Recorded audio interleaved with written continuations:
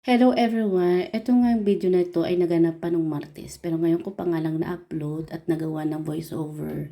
Sa mga oras ng yan ay hinatid po kami ng aking piyanan papuntang airport. Kasi ito po yung unang araw ng aming travel papuntang Hungary. So sa airport po kami ng Budapest, dediretso at doon na po kami kakaunin ng aking asawa.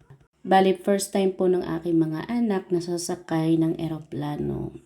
At itong si Ate Sara naman is mabait naman yan at napapakiusapan. And indeed, struggle is real dito sa aking bunso na si Sanaya dahil nga maaga nga kami gumising kaninang umaga at usual nga medyo hindi maganda yung mood niya. But I pray na maging smooth lang sana.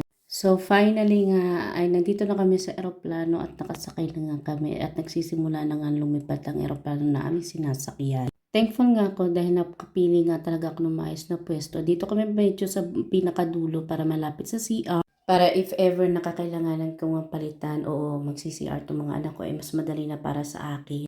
Magandang tip din to sa mga parents na magta-travel using the airplane.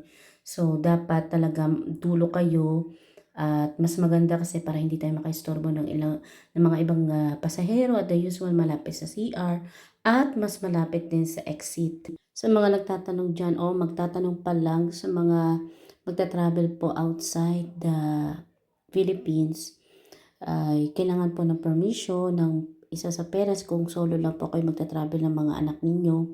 So, mahalaga po yun para ma-check, para na rin po sa safety, sa mga human trafficking, So, nung nakababa na po kami, syempre pinakain ko muna itong mga anak ko at sobrang pawisan, napakainit po dito, 40 degrees po. So, yun lang.